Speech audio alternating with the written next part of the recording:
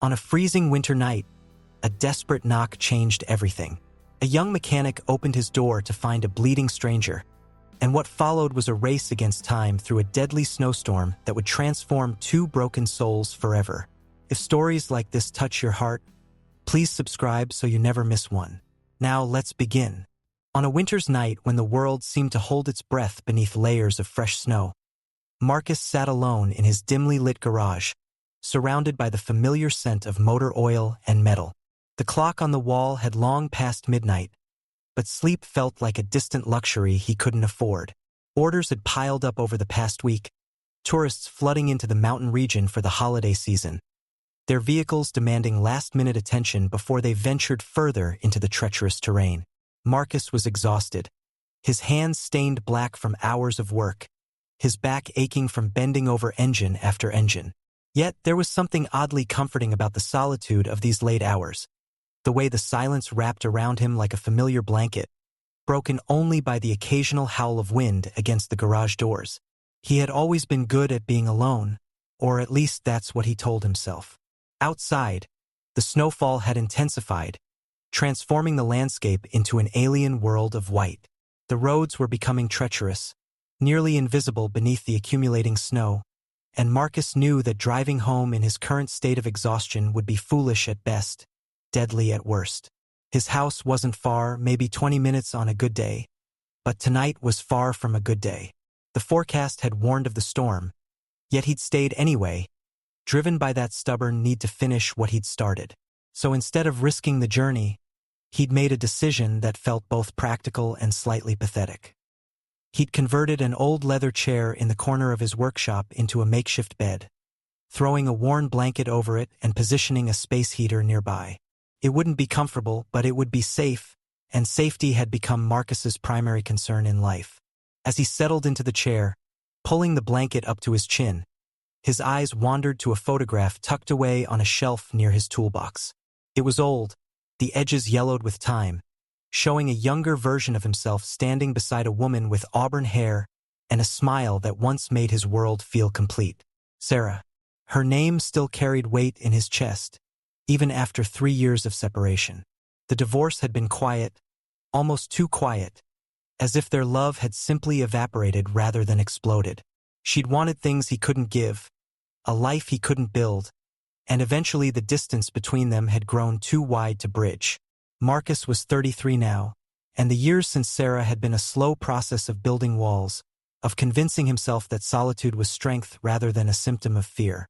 He'd thrown himself into his work, into the predictable rhythm of repairs and maintenance, finding comfort in problems that could actually be solved with the right tools and enough patience.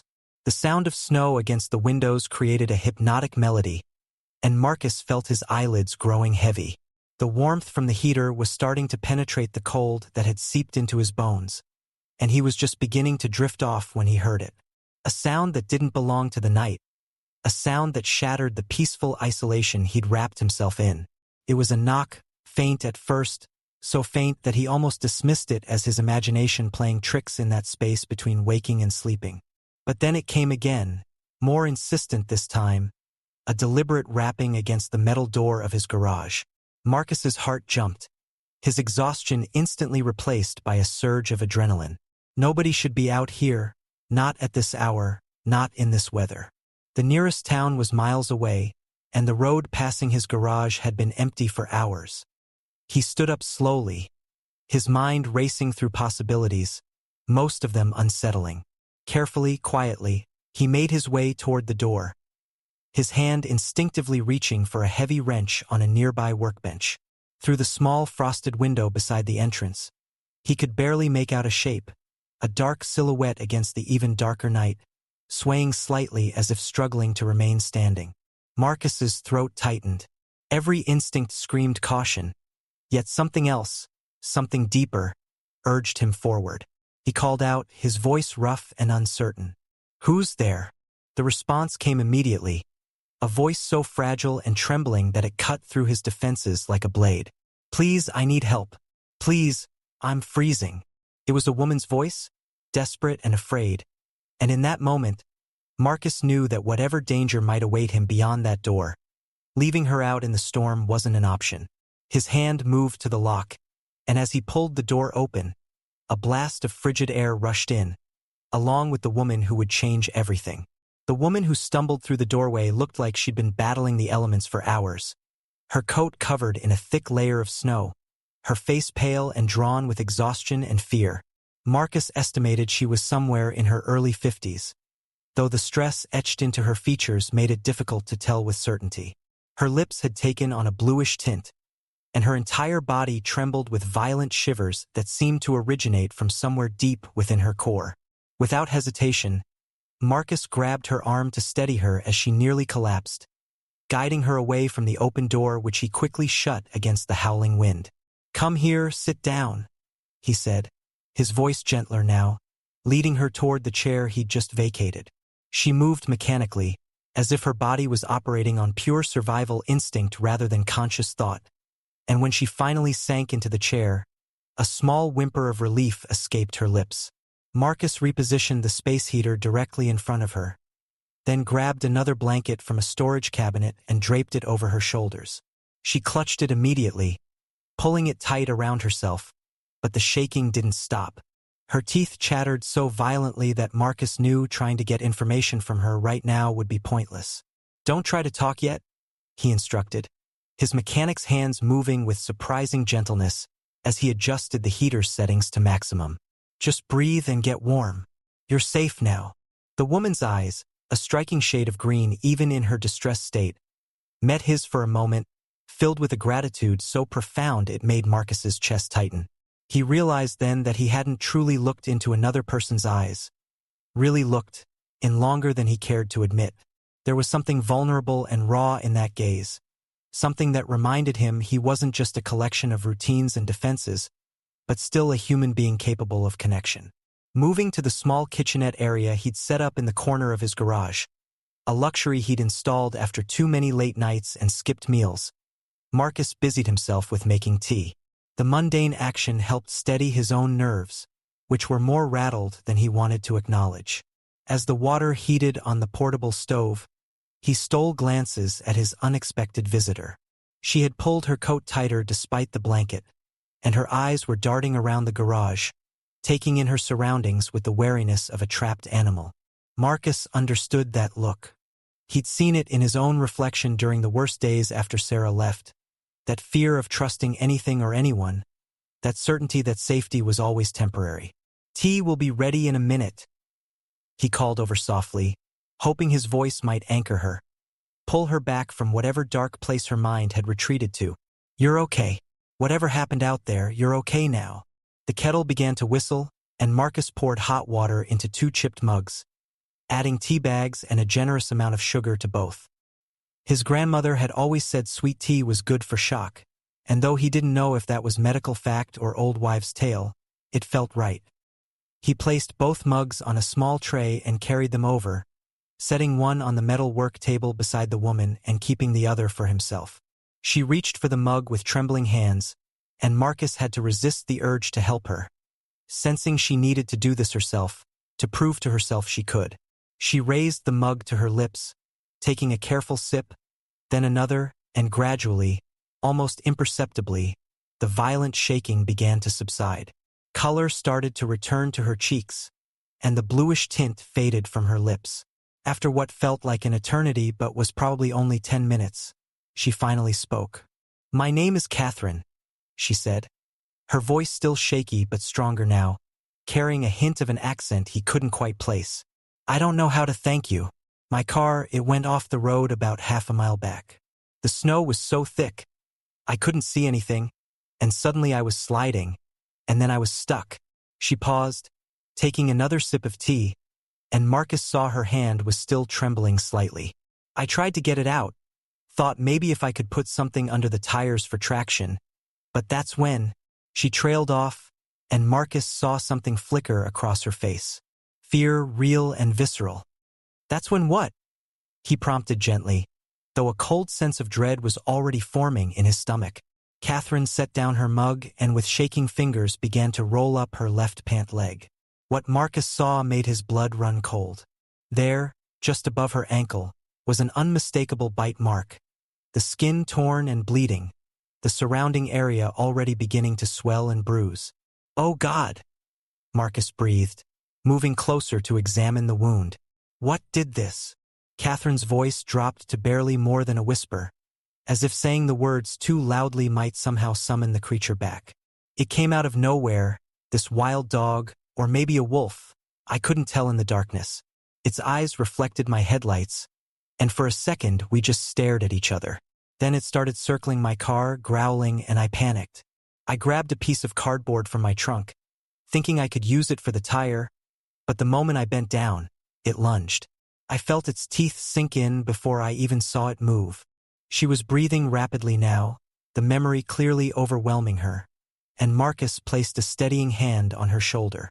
I managed to kick it away and scramble back into the car, locked all the doors, kept circling, scratching at the windows. I've never been so terrified in my entire life. A few cars passed, their headlights sweeping over me, but none of them stopped.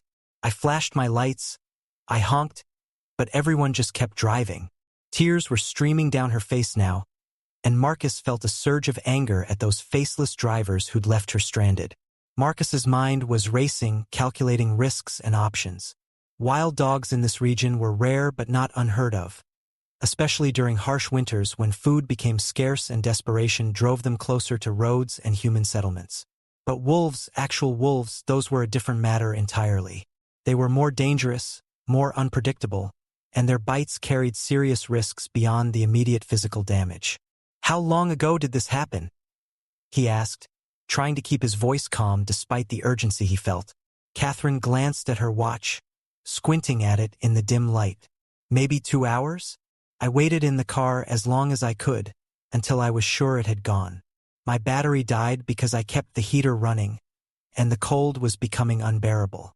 When I finally got out, I ran as fast as I could. Your lights were the only ones I could see, like a beacon. I thought I might die out there, Marcus. I really did." The use of his name startled him for a moment before he realized he must have introduced himself without even registering it, his automatic social programming kicking in despite the extraordinary circumstances. "We need to get you to a hospital," Marcus said firmly, already moving toward his supply cabinet. "That wound needs proper treatment and you'll need shots, rabies vaccination at minimum. We can't take any chances with animal bites, especially from wild animals." Catherine nodded weakly, watching as Marcus pulled out his well-stocked first aid kit. He'd learned long ago that working with machinery meant being prepared for injuries, and he'd accumulated an impressive collection of medical supplies over the years. "Before we go anywhere, I need to clean this," he explained, kneeling beside her chair. "It's going to hurt, but infection is a serious risk, and we need to do what we can before we get you to proper medical care."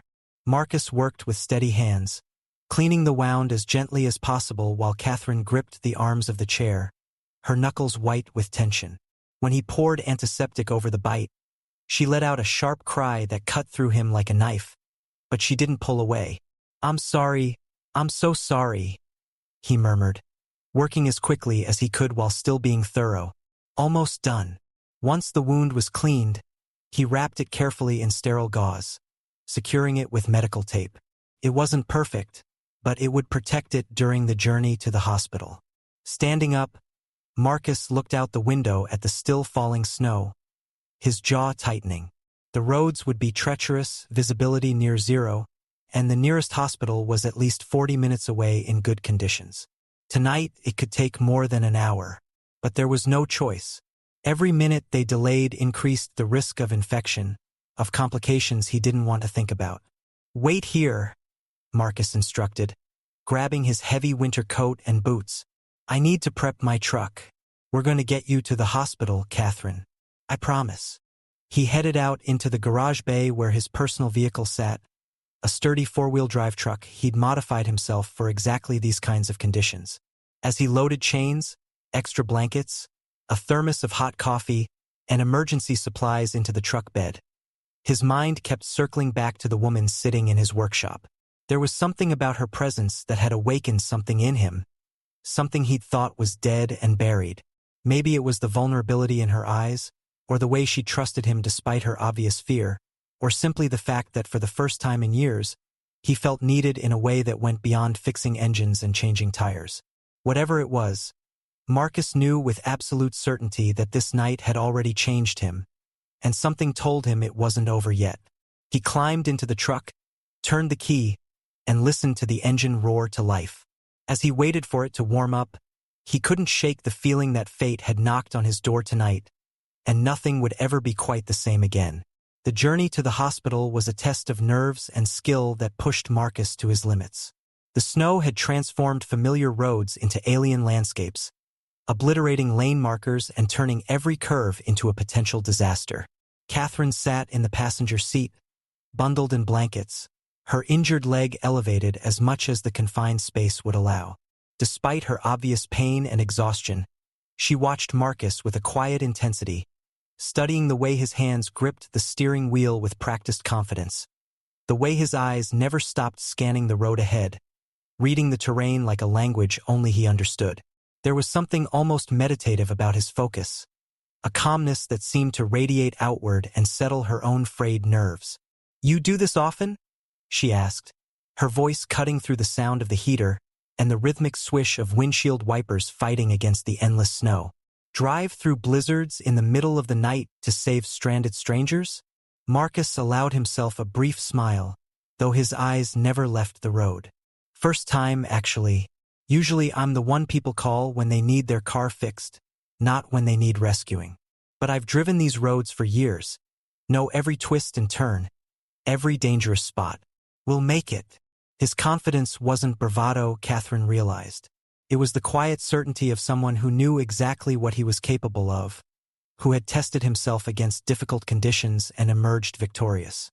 She found herself wondering about this man, this mechanic who lived alone in a garage by a mountain road, who had opened his door to a stranger without hesitation, who was now risking his own safety to ensure hers. There was a story there.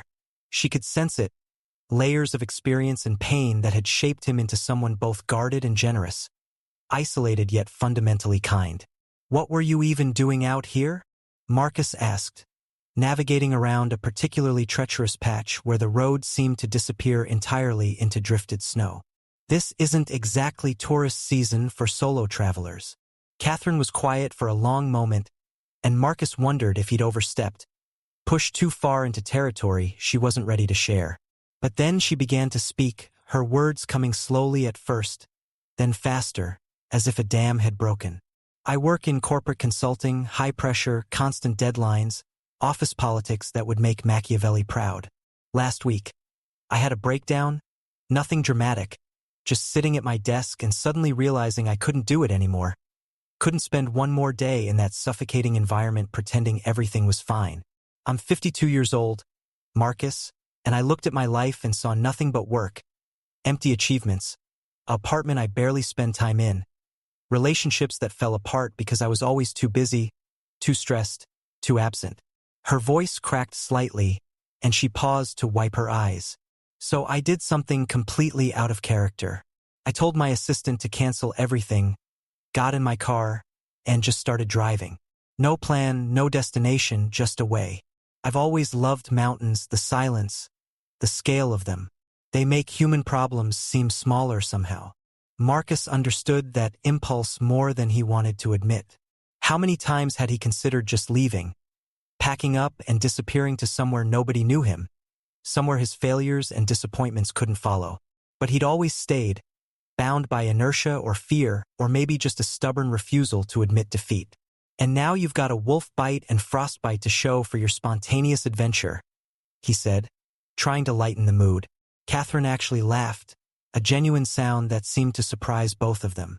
"Not exactly the transformative mountain retreat I'd envisioned, no. Though I suppose it is memorable. And I met you, which, given that you're currently saving my life, seems like a fairly significant upside." There was something in the way she said it, a warmth that went beyond simple gratitude, and Marcus felt his carefully constructed walls beginning to crack.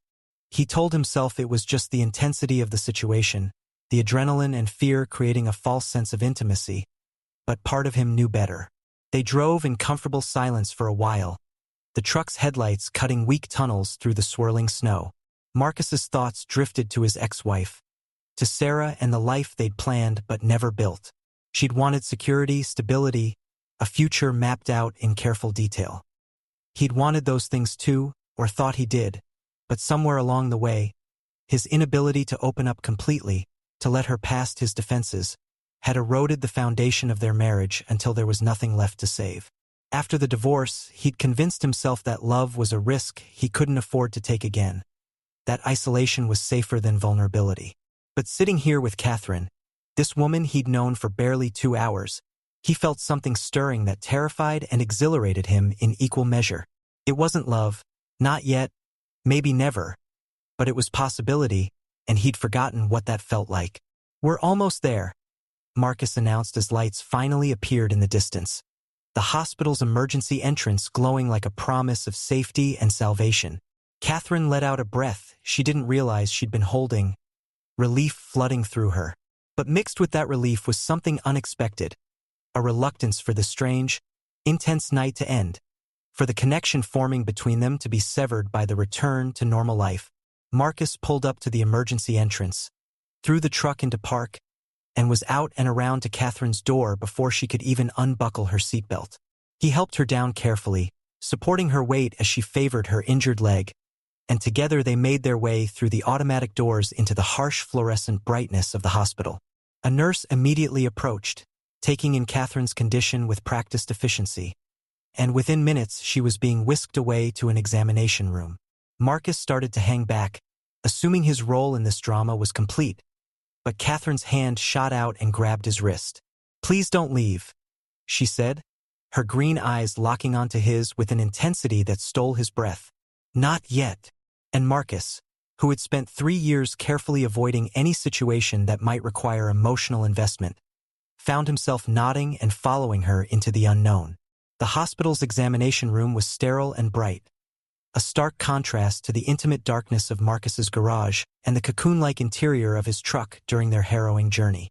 Catherine sat on the examination table, her injured leg extended, while a young doctor with tired eyes and efficient movements cleaned and re-examined the wound Marcus had already treated.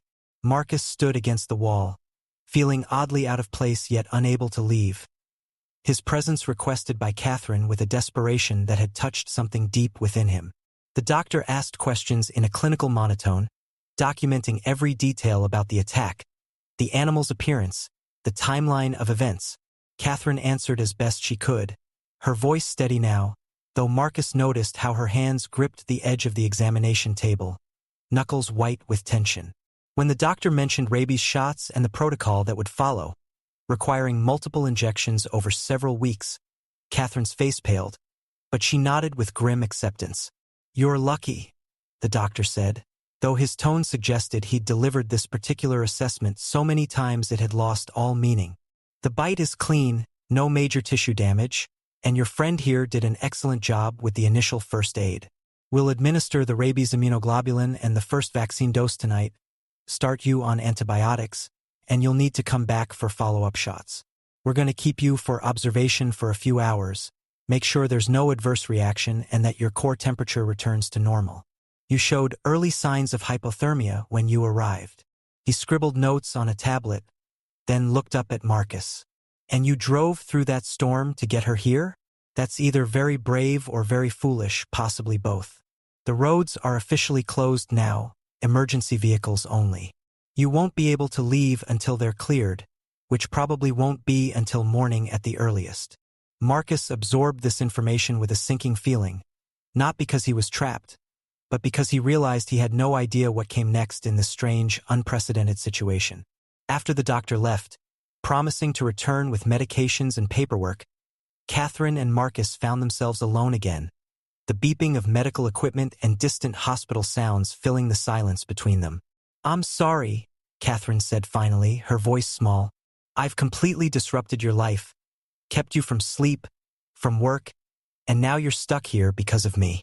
Marcus shook his head, moving closer to stand beside the examination table. "Don't apologize. I made the choice to help you and I'd make it again. Besides, it's not like I had exciting plans for tonight beyond sleeping in a chair in my garage. This is definitely more memorable." He tried for levity, but his voice betrayed a deeper emotion, something raw and unguarded. Catherine studied his face, really looked at him for the first time since the initial shock of her ordeal had begun to fade. He was younger than her by at least 15 years, she estimated, probably early 30s, with dark hair that needed cutting and eyes that held more sadness than a man his age should carry. There were lines around those eyes, though, suggesting he smiled more often than his current demeanor indicated, or at least had at some point in his past. "Tell me about yourself," Catherine said, surprising herself with the request. "I've monopolized the conversation with my drama, but I don't know anything about you except that you're a mechanic with excellent emergency driving skills and a surprising amount of medical supplies." Marcus hesitated, the familiar walls rising automatically, his default response to deflect and redirect. But something about this night, about her, made those walls feel less necessary, less protective and more imprisoning. "Not much to tell," he started, then stopped, recognizing the lie for what it was. "Actually, that's not true. There's plenty to tell. I just don't usually talk about it. I'm 33, been running my garage for about 5 years now.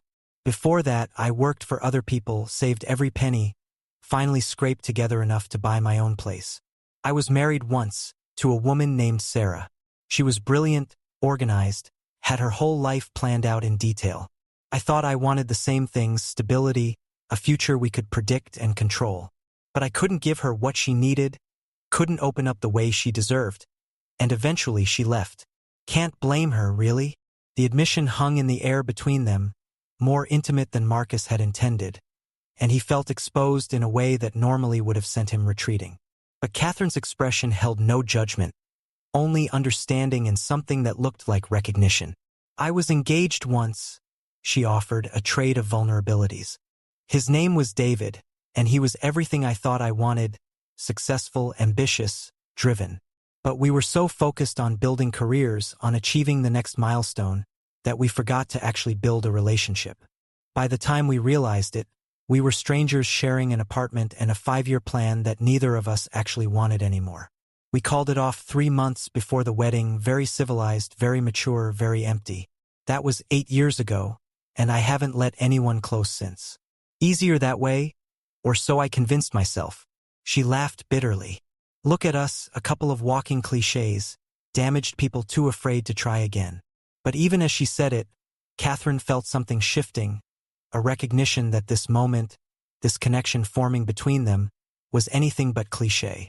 It was unexpected, inconvenient, probably ill-advised given their age difference and the traumatic circumstances of their meeting, yet undeniably real in a way nothing in her carefully controlled life had been for years. The hours that followed existed in a strange suspended reality, as if the hospital room had become its own universe, separate from the storm raging outside and the ordinary world that would eventually reclaim them both. Catherine received her injections with stoic grace, wincing only slightly as the needles pierced her skin, and Marcus stayed beside her through it all, a steady presence that made the clinical procedures feel less isolating. The nursing staff, accustomed to the peculiar intimacy that emergency situations created between strangers, seemed to accept Marcus's presence without question, occasionally bringing him coffee or updating him on Catherine's condition as if he were family. Around 4 in the morning, when Catherine's vitals had stabilized and the doctor had declared her out of immediate danger, they were moved to a small private room where she could rest while waiting for official discharge and the roads to reopen. Marcus settled into an uncomfortable chair beside her bed, insisting he was fine despite Catherine's protests that he should find somewhere more comfortable to sleep. "I keep thinking about what you said earlier." Catherine spoke into the darkness, her voice soft but clear. Marcus had thought she was drifting off to sleep, but apparently her mind was as restless as his own. "About driving away, having no plan or destination. I've spent my entire adult life planning everything, controlling every variable I could, and where did it get me? Alone, exhausted, running away at 52 like some teenager having an existential crisis. Maybe that's my problem. Too much thinking, not enough feeling." Marcus shifted in his chair, the plastic creaking under his weight. "I don't think planning is the problem. I think it's what we're planning for that matters. After Sarah left, I threw myself into work because it was predictable, controllable. Engines follow rules, problems have solutions, everything makes sense. People, though, relationships, those don't follow rules. They're messy and unpredictable and require vulnerability I'd convinced myself I couldn't afford. But tonight, meeting you, it reminded me that maybe safety isn't the same thing as living. Catherine turned her head on the pillow to look at him, his face barely visible in the dim light filtering through the doorway. We just met hours ago under the worst possible circumstances, and already I feel like I know you better than people I've worked with for years. Is that crazy? Am I just traumatized and projecting meaning onto a situation that's really just you being a decent human being? The uncertainty in her voice made Marcus's chest tighten, because he'd been asking himself the same questions, trying to rationalize away the connection he felt, to attribute it to adrenaline or circumstance or anything other than what it actually might be. I don't know, he admitted, his honesty feeling both terrifying and liberating. Maybe it is crazy. Maybe tomorrow when the sun's up and we're both rested, we'll realize this was just an intense moment that felt like more than it was. But maybe not. Maybe sometimes people come into our lives exactly when we need them, in ways we never expected, and the smart thing is to pay attention instead of explaining it away. The silence that followed was heavy with possibility and fear in equal measure, both of them standing at a precipice neither had anticipated. Catherine's practical mind, the part that had built a successful career through calculated risks and careful analysis, was screaming warnings about age differences, geographical incompatibility, the sheer improbability of a genuine connection forming this quickly. But another part of her, a part she'd suppressed for so long it felt almost foreign, was whispering that maybe logic and practicality had guided her into a life she didn't actually want, and maybe it was time to trust something less tangible. "Marcus," she said quietly, and he heard everything she wasn't saying in the way she spoke his name. "I live 3 hours away from here, and I'm supposed to go back to a job I hate and a life that feels increasingly meaningless. You live in a garage by a mountain road, apparently content with your solitude and your engines. This doesn't make sense. We don't make sense." Marcus stood up from the chair and moved closer to her bed, close enough that he could see the conflict warring in her eyes, the desire fighting against fear. "You're right, it doesn't make sense. You're 15 years older than me, successful and sophisticated, and I'm a mechanic who sleeps in his workshop and hasn't had a meaningful conversation with another human being in months. By any logical standard, we should say goodbye when morning comes, go back to our separate lives, maybe think fondly of this strange night occasionally. That would be the sensible thing." He paused, gathering courage he didn't know he possessed. "But I haven't felt this alive, this awake, in 3 years, Catherine. You walked into my garage tonight, and something shifted. I can't explain it better than that, can't dress it up in prettier words. I just know that the thought of never seeing you again after this feels wrong in a way I can't ignore." His words hung in the air between them, a declaration and a question simultaneously, and Catherine felt tears building behind her eyes. Not from sadness, but from the overwhelming rush of feeling something real after years of carefully maintained numbness. "I'm scared," Catherine whispered, her voice breaking. "I'm scared of wanting this, of hoping for something that seems impossible, of being hurt again, of hurting you. I'm scared that I'm too old, too damaged, too set in my ways. I'm scared that tomorrow I'll wake up and realize I imagined this whole connection because I was desperate for it to be real." Marcus reached out slowly, giving her time to pull away if she wanted, and took her hand in his.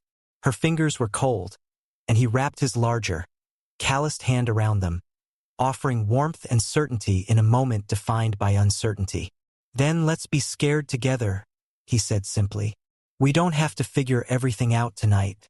We don't have to make promises or commitments or grand declarations.